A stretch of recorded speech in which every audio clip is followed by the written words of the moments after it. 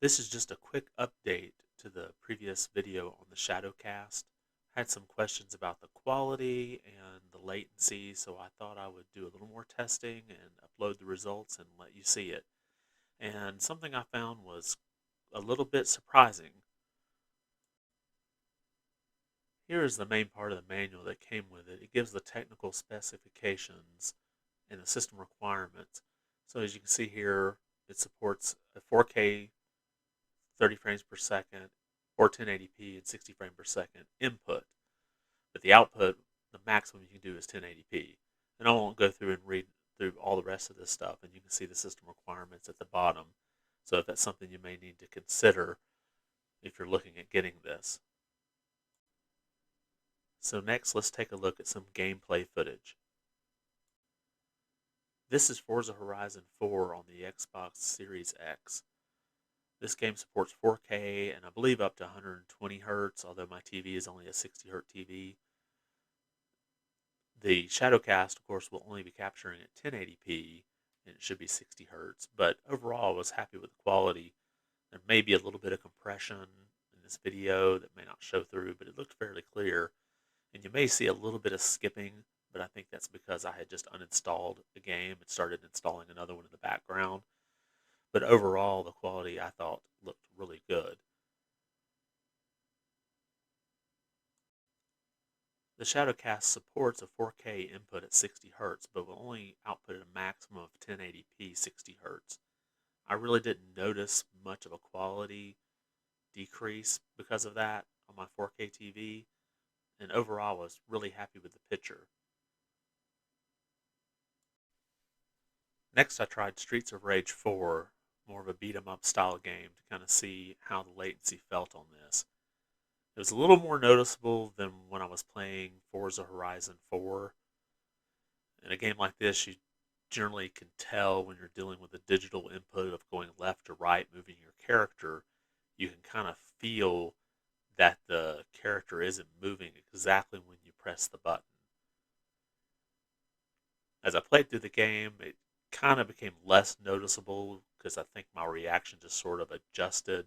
You don't really have a lot of enemies coming at you really fast on this, at least at this part of the stage. So it wasn't too bad, but there was still some input lag noticed. So next, let's go in and look and see if you can hear the difference in the lag. I took a series of 3 videos. The first one is the switch directly, so you can hear the difference between the button press and the reaction on the screen. The second one is the switch connected directly to my TV. It's a Vizio. It doesn't have the greatest latency responses, but it's acceptable. It is in a low latency gaming mode, which does help. And then the third one is with the Shadowcast in the mix. So we'll see what the difference is. First, here's the switch. It's pretty close.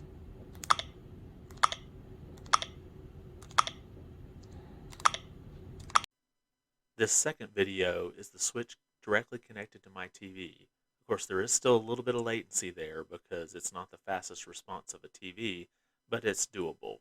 So listen to this.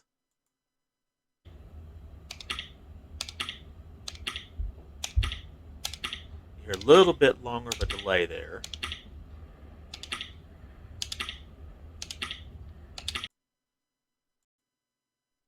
And finally, here's the response through the Shadowcast.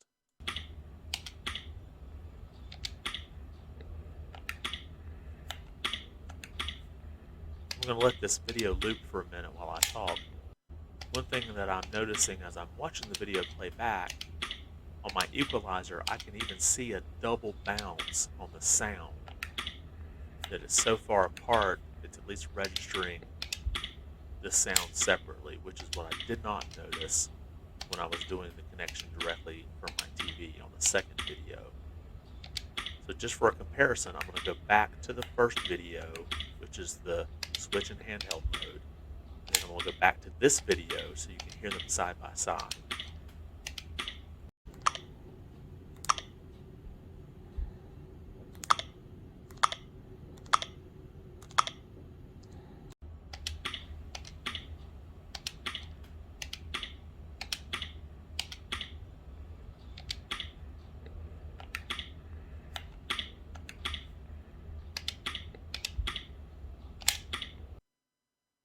So back in November, I ordered a fairly cheap USB capture card.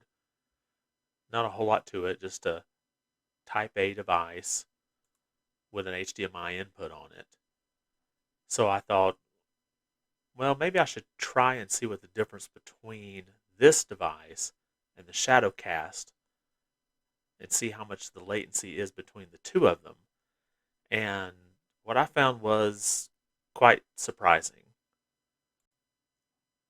So I took an HDMI splitter and I had the Xbox connect into the splitter, and one of the outputs of the splitter is going to the Shadowcast that's on the left side. The other output was going to the cheap capture card from Amazon.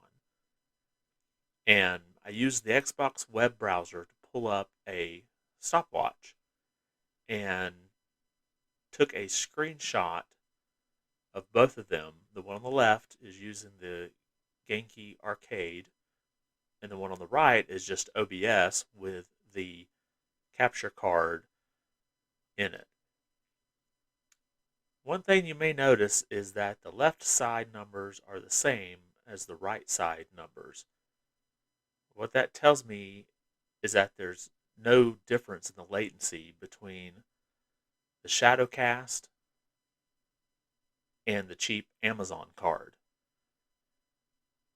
So I did this several times, probably 5 or 6 times, played with the Genki Arcade settings, the resolution, had it at 1080p, tried changing it down to the lowest resolution, and every time the timers were both exactly the same.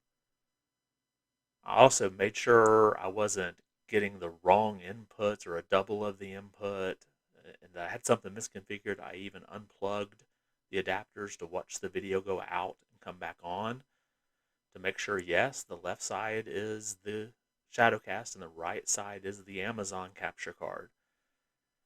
So what this tells me is that most of what you're paying for with the Shadowcast is their software, because it appears the device is just the same as the $15 device from Amazon. An update could be released for the Shadowcast, a new version of the software, maybe a firmware update that might improve the latency. I like their software. It's very easy to use, very simple, nice user interface, a single executable, easy to update, easy to download. One thing you do risk if you order a cheaper card from Amazon is the possibility of it failing and getting support. The card that I ordered is already not listed anymore. I hope this information has been helpful for you in deciding whether or not the Shadowcast is the device for you. If you like this video, give a thumbs up. Please let me know if there's any other questions you have. I'd be happy to answer them in the comments. And take care.